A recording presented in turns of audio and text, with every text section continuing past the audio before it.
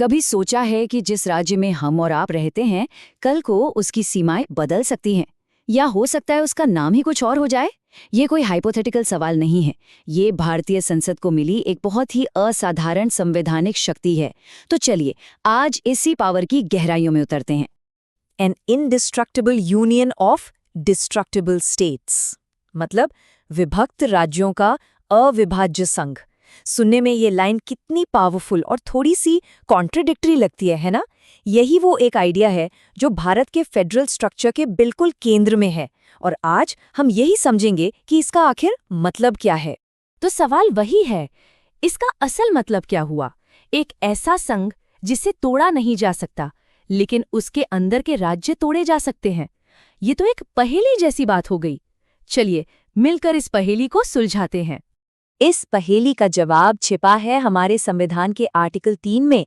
जी हाँ, यही वो प्रावधान है जो संसद को ये अनोखी शक्ति देता है। अगर बिल्कुल सीधे साधे शब्दों में कहें तो अनुच्छेद 3 संसद का वो टूल किट है जिसका इस्तेमाल करके वो देश के पॉलिटिकल मैप को एक नई शक्ल दे सकती है। तो संसद के इस टूल किट में आखिर है क्या क्या? जैसा कि हम देख सकते हैं, ये लिस्ट काफी जबरदस्त है। संसद एक नया राज्य बना सकती है, जैसे 2014 में आंध्र प्रदेश से तेलंगाना को बनाया गया। वो किसी राज्य का एरिया बढ़ा या घटा सकती है, बाउंड्रीज को पूरी तरह बदल सकती है, और यहाँ तक कि किसी राज्य का नाम भी बदल सकती है। याद है ना, जब ओडिशा का नाम बदलकर ओडिशा किया गया था? ये सच में एक बहुत बड़ी पावर है। तो अब सवाल ये उठता है कि ये सब होता कैसे है? देखिए, इसकी एक तय प्रक्रिया है, लेकिन जैसा कि हम देखेंगे, इसमें एक बहुत बड़ा और हैरान करने वाला पेच भी है। प्रक्रिया देखने में तो काफी सीधी सादी लगती है। ऐसा कोई भी बिल लाने से पहले प्रेसिडेंट की मंजूरी जरूरी है। फिर राष्ट्रपति उस बिल को राय जानने के लिए उस राज्य की विधानसभा को भेजते हैं जिस पर असर पड़ रहा है, और उन्हें अपनी राय देने के लिए एक तय समय दिया जाता है। सुनने में ये एक कंसल्टेटिव प्रोसेस लगता है, मतलब सलाह मशवरे वाली प्रक्रिया है ना? लेकिन असली कहानी में एक बहुत बड़ा ट्विस्ट है, और ये है वो पेंच। राज्य की विधानसभा चाहे जो भी राय दे, चाहे वो बिल के पक्ष में हो या खिलाफ, संसद उसे मानने के लिए बिल्कुल भी बाध्य नहीं है।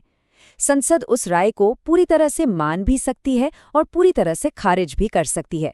मतलब अंतिम फैसला हमेशा और हमेशा केंद्र के हाथ में ही होता है। इसका सीधा सीधा मतलब ये है कि संसद को किसी राज्य की सीमाओं, नाम या यहाँ तक कि उसके अस्तित्व को बदलने के लिए उस राज्य की सहमति की कोई जरूरत नहीं है। ये बात केंद्र को बहुत ज्यादा शक्तिशाली बनाती है। अच्छा, भारत की इस व्यवस्था को और बेहतर ढंग से समझने के लिए चलिए इसकी तुलना दुनिया के एक और बड़े लोकतंत्र यूनाइटेड स्टेट्स ऑफ अमेरिका से करते हैं।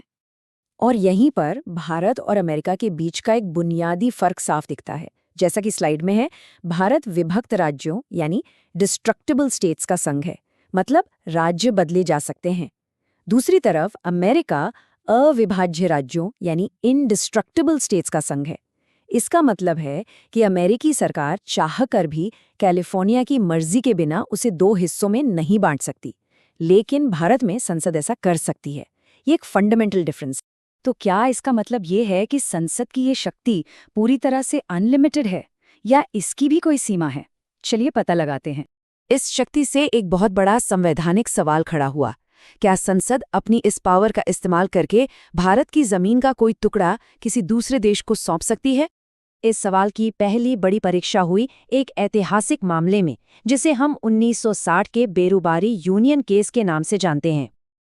और इस पर सुप्रीम कोर्ट का फैसला बिल्कुल साफ था। नहीं, कोर्ट ने कहा कि अनुच्छेद 3 संसद को भारत के अंदर नक्शा बदलने का अधिकार देता है, देश का कोई हिस्सा बाहर किसी और को देने का नहीं। अगर सरकार को भारतीय जमीन किसी दूसरे देश को सौंपनी है तो उसे एक बहुत मुश्किल प्रक्रिया से गुजरना होगा, यानी अनुच्छेद 368 के तहत संविधान में संशोधन करना होगा।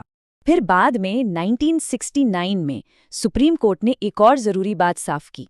किसी देश को जमीन सौंपने में और 2 देशों के बीच किसी सीमा विवाद को सुलझाने में फर्क है। अगर सिर्फ सीमा विवाद सुलझाना है तो उसके लिए संविधान संशोधन जरूरी नहीं है। वो काम सरकार एक एग्जीक्यूटिव एक्शन से भी कर सकती है। तो इस पूरी संवैधानिक यात्रा के बाद वो कौन सी मुख्य बातें हैं जो हमें याद रखनी है? चलिए इसे 4 आसान पॉइंट्स में समझते हैं। पहला, भारत के आंतरिक नक्शे को बदलने की सुप्रीम पावर संसद के पास है। दूसरा, इस काम के लिए राज्यों की सहमति की कोई जरूरत नहीं है।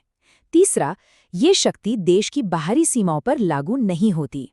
और चौथा, देश का कोई हिस्सा किसी और को सौंपने के लिए संविधान में संशोधन करना ही होगा।